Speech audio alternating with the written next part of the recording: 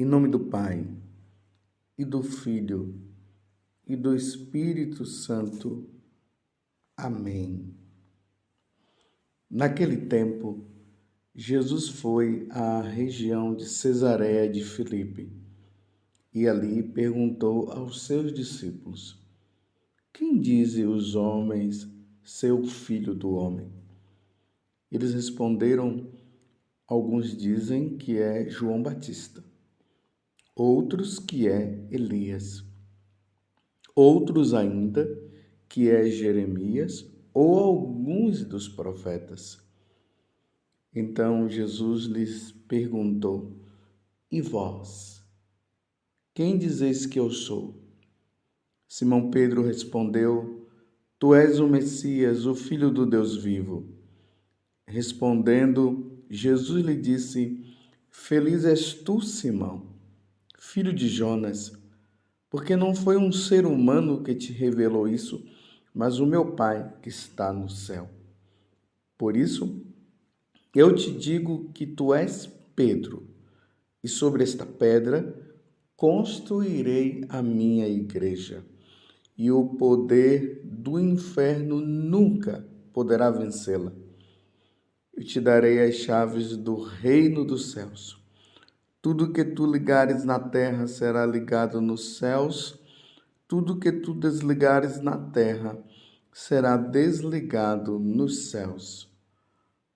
Palavra da salvação. Glória a vós, Senhor. Meus irmãos e minhas irmãs, hoje meu coração está muito contente, muito feliz, porque hoje é o dia do Senhor. A minha vida não teria sentido se não tivesse este dia. O dia em que Jesus ressuscitou. O dia em que Jesus venceu a morte, venceu o pecado, venceu o diabo. Naquela sexta-feira santa, quando ele morre na cruz, tudo isso acontece. Ele reconcilia o homem com Deus. Nós estávamos numa situação tão difícil com Deus e Deus vem para nos redimir, ele vem para nos reconciliar. E no terceiro dia ele ressuscitou. E este dia ficou um dia tão importante para nós cristãos que a igreja vai nos ensinar no terceiro mandamento que nós devemos guardar este domingo, ou seja, precisamos celebrar este domingo, precisamos participar deste dia do culto de adoração que nós devemos prestar a nosso Senhor Jesus Cristo. Tanto que, se a pessoa por um motivo claro, por exemplo, doença, ter que cuidar de alguém, ou no lugar onde a pessoa mora, o sacerdote não tem como ir. Com essas exceções, se um católico falta à missa, implica em pecado mortal, ou seja, se morre, não se salva. Então vamos participar do sacrifício da Santa Missa. Convide os seus familiares e vão todos para lá. E hoje, de maneira especial, nós estamos celebrando a solenidade de São Pedro e São Paulo, as duas colunas da Igreja Católica. Pedro, como nós vimos aqui no Evangelho de hoje, que se torna o primeiro Papa, o pai da Igreja Católica. Ele recebe de Jesus o poder de conduzir a igreja, de confirmar a igreja diante dos ensinamentos de nosso Senhor Jesus Cristo. E por causa disso, ele morre dando a vida. Ele dá a vida pela missão que ele teve. Perseguido pelo imperador, o imperador queria que Pedro o adorasse, o incensasse, e Pedro disse não. Eu adoro somente o meu Senhor, ao qual eu sirvo. E aí, ele deu a sentença que seria crucificá-lo. Aí Pedro disse: uma vez que vocês vão me crucificar e eu não sou digno de morrer como meu Senhor, então me crucifiquem, mas me coloquem de cabeça para baixo. E assim Pedro passou desta vida para outra, confirmando os irmãos na fé. E aí nós temos a outra coluna, São Paulo, que vai pregar para os gentios. Ele que era um fariseu, perseguidor da igreja, ele até disse que ele era um aborto. Ele era como um aborto. Porque ele queria destruir todos os cristãos. E aí, indo para Damasco, ele se encontra com nosso Senhor Jesus Cristo, numa visão. E a partir daquele momento, São Paulo, que antes chamava Saulo, agora São Paulo se torna pregador dos gentios e começa a pregar, fundando igrejas de Corinto, de Filipos e assim por diante. E também morre em Roma, como Pedro morreu, e ele morre decapitado. As duas colunas da igreja. E hoje, meus irmãos, nós celebramos isso. Celebramos a Igreja Católica, nos alegramos com Pedro, nos alegramos com Paulo, nos alegramos com os ensinamentos, nos alegramos com aquilo que Jesus está dizendo no Evangelho de hoje, diante daquela pergunta que ele fez, no dizer dos homens quem eu sou. E Pedro responde. Primeiramente, fala, olha, os homens estão dizendo que tu és João Batista, que tu és Elias, que és Jeremias, que és algum dos profetas.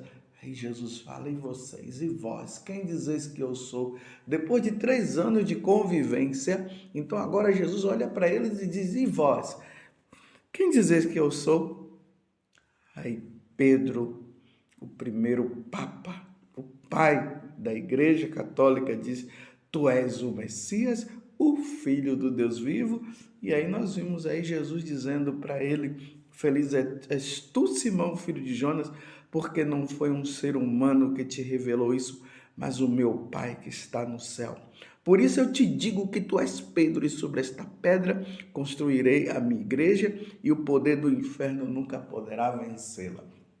Deus agora dá as chaves, coloca Pedro à frente da igreja com a missão de levar o evangelho e confirmar os irmãos na fé, na doutrina, na única igreja católica, como Jesus falou, tu és Pedro, e sobre esta pedra eu edificarei a minha igreja. Ele não falou as minhas igrejas. E o que me conforta, meus irmãos, é Jesus dizer que a porta, as portas do inferno e o poder do inferno, interessante, Jesus está dizendo que o poder do inferno nunca poderá vencê-lo. Porque o demônio, de uma certa forma, ele tem um poder, não maior do que Deus, mas ele tem um poder de nos tentar. Ele pode nos induzir. Como ele induziu Adão e Eva ao pecado, ele nos induz. Ele poderá nos induzir também à destruição da Igreja Católica, mas ele não tem poder sobre isso. Então, diante de tantas situações que acontecem hoje na igreja, eu vejo tantas pessoas desanimadas, mas eu digo para você, não desanima não. Não desanime, o demônio não tem poder para destruir a Igreja Católica. E essa Igreja Católica, essa igreja, que é a igreja de nosso Senhor Jesus Cristo, que é a única igreja, ela é fundamentada em 3 pilares. É importante, meus irmãos, você saber disso. Esses 3 pilares são a Sagrada Escritura, a sagrada tradição e o sagrado magistério. Aqui está os 3 pilares. A Igreja Católica está fundamentada nestes 3 pilares. A Sagrada Escritura. Na Sagrada Escritura nós vemos o que? Ali está constituído a revelação direta e histórica de nosso Senhor Jesus Cristo. Se você quer conhecer nosso Senhor Jesus Cristo, é só ler as Sagradas Escrituras, principalmente ali os 4 evangelistas, que eles deixam bem claro e mostra para nós quem foi Jesus, como ele veio, ele é Deus, como é que ele se encarnou por meio de quem, o que ele fez, a morte dele na cruz, tudo isso nós vemos. E aí, através deste tema de confirmação histórica de nosso Senhor Jesus Cristo, nós vemos ali a doutrina descrita. Por exemplo, ali, através da Sagrada Escritura, nós vamos conhecer o que é o batismo, a Eucaristia, a virgindade de Maria, a divindade de Jesus, a virgindade de Maria, a divindade de Jesus, a intercessão dos santos e assim por diante. O outro pilar, a sagrada tradição. Através da sagrada tradição, o que é que nós vemos? Nós vemos, através dela, o complemento das verdades de fé através dos primeiros cristãos.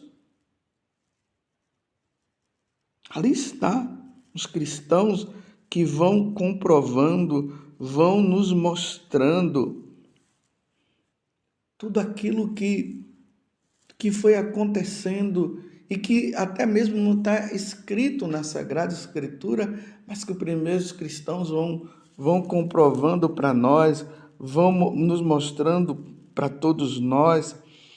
Por exemplo, a confirmação da comunhão dos santos, a lista dos apóstolos, de todos os apóstolos, e ali vemos Pedro, o culto à Virgem Maria, tudo isso está descrito, está ensinado para nós através da sagrada tradição. O terceiro, o sagrado magistério da Igreja. O sagrado magistério da Igreja é a autoridade que Jesus deu aos apóstolos, dando para nós também o primado de Pedro, o primeiro Papa, aquele que estaria à frente da Igreja Católica. Então, através do magistério, nós vemos tudo isso que é de importância para todos nós. E através deles, temos os dogmas. Não sei se você já ouviu falar sobre os dogmas marianos, os dogmas cristológicos. Mas o que é, na verdade, essa questão do dogma? O dogma é o ponto fundamental da doutrina católica, apresentado como certo e indiscutível. Não tem como discutir, não tem como ir contra. Por exemplo, que Maria é virgem antes do parto, no parto e depois do parto. Isso é um dogma da Igreja Católica. Não tem como ir contra isso. É indiscutível. Isso nunca será tirado da Igreja Católica. Pode vir heresias, pode vir algum bispo, algum padre, ou até mesmo algum papa colocando em xeque-mate isso, dizendo que não, ele está estará errado, porque Maria é virgem antes do parto, no parto e depois do parto. Por exemplo, que Maria é a mãe de Deus. Não tem como mudar isso. Então, o Sagrado Magistério da Igreja, ele vai nos apresentando e confirmando para nós os dogmas. Esses dogmas que, na verdade, esses dogmas